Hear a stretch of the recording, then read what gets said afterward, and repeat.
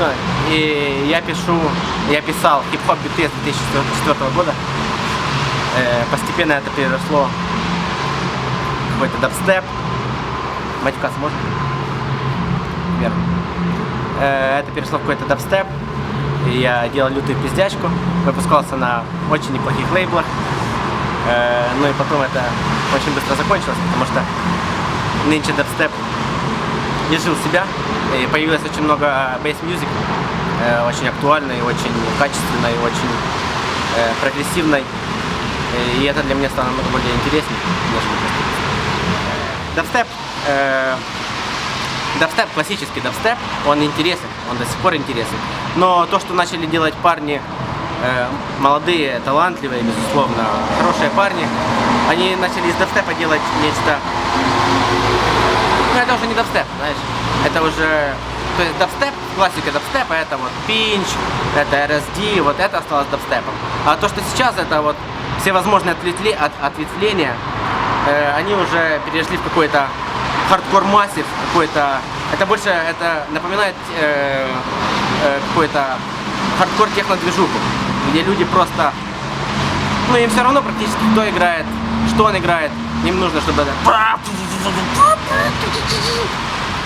Мы же стараемся делать более интеллектуальный бейс-мьюзик, который не просто качает, а который развивает слушателя, который развивает человек, который пришел на Keybase, он слушает новую музыку, он понимает, что это что-то новое, старается что-то искать, что-то находить и потихоньку старается вливаться в это течение.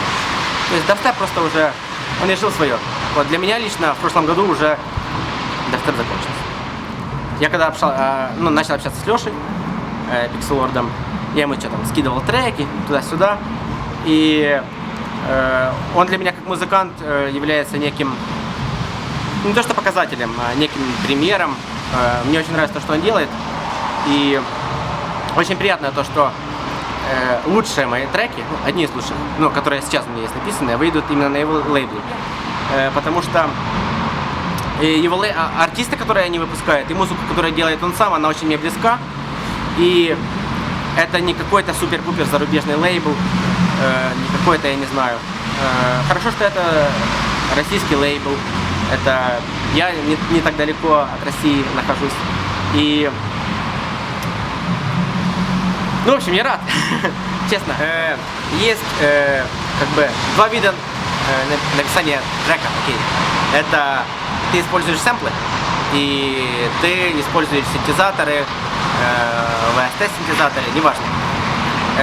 Сейчас очень много современной бейс-мьюзики пишется на сэмплах, на вокальных, на синджуковых, всевозможных. Это неплохо, и с сэмплами тоже нужно уметь работать. Продиджи всю жизнь работают на сэмплах, и 10 продиджи. Просто когда люди неопытные, когда они только начинают, или когда они просто не имеют вкуса, они используют сэмплы дешевые, они берут их из бесплатных библиотек и так далее. То есть они никогда не станут популярными, потому что все прекрасно знают, что это за сэмплы, где они были использованы. Хороший продюсер всегда пишет все звуки, не то что пишет, он генерирует все звуки сам, потом их прописывает. Я тоже использую сэмплы, я использую акапеллы различные, мне присылают, у меня есть товарищи в Америке, которые присылают мне вокальные сэмплы, это какой-то хип-хоп, который я сэмплирую, делаю джуковые треки, кранковые треки, но это, знаешь, это не бесплатная библиотека, это не то, что валяется в интернете как говна, извините. Это что-то авторское. И чем больше люди будут использовать авторское звучание, авторские штуки, авторские сэмплы, писать сами VST, я не знаю, всякое может быть. Использовать синтезаторы. У синтезаторов есть шикарные обертона, у каждого синтезатора свой, которые делают трек супер особенным. И когда будет развиваться качественная бейс-мьюзик, когда будет подход к написанию трека будет качественный, не просто брать сэмплы из библиотек, ну вот тогда эти люди будут заслуживать уважения и иметь свое место на мировой бейс-сцене. У меня в следующем году в начале выходит релиз на Wicked Bass. Это лейбл моего очень хорошего товарища Нойзера. Назара из Киева. И это будет бесплатный релиз. И я думаю, что очень хорошо, что каждый, кто захочет, может скачать этот трек и играть его на вечеринках. Потому что для промо, для начинающего артиста, это намного лучше, нежели это битпорт. Потому что кто-то купит, а кто-то будет ждать, пока он появится в сети. А когда здесь релиз выходит сразу бесплатным, больше хайп. Начинают сразу разные блоги это постить, перепосты, кто-то кидает ссылки, шерит это все.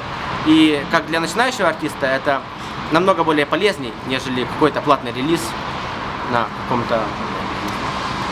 Поэтому вот у Pixelord это будет платный релиз, но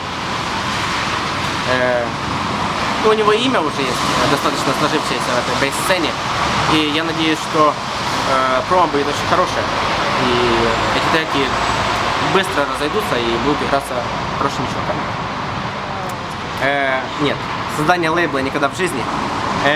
Для меня это слишком сложно. Это слишком много геймера, который отвлекает от музыкальной части. То есть, если ты пишешь музыку, это одно. А когда ты пишешь музыку, делаешь лейбл, делаешь вечеринки, делаешь еще что-то, на музыку не остается времени. Потому что это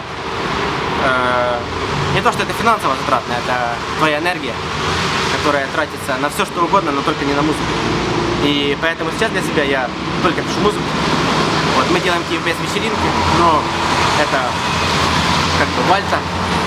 Вальта стоит у корней Киев Бейс. Он там главный, он это все делает, я всего лишь помогаю. Ну и все, и то, моя помощь, там что-то туда-сюда. Меня бы не хватило на какой-то свой лейбл или на какие-то свою серию вечеринок, упаси Боже, это вообще об этом речь не идет. Сейчас я планирую писать музыку, писать, потому что к лету я все-таки планирую стать очень охуенно крутым.